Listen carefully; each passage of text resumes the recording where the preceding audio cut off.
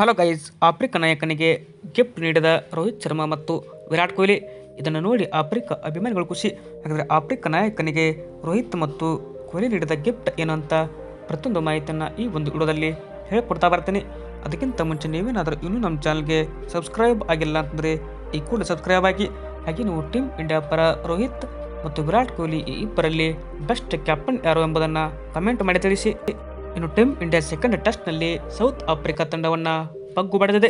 ಈ ಮೂಲಕ ಸರಣಿಯಲ್ಲಿ ಇದೀಗ 1-1 ಅಂತರದಲ್ಲಿ ಈಗ ಡ್ರಾ ಮಾಡಿಕೊಂಡಿತು.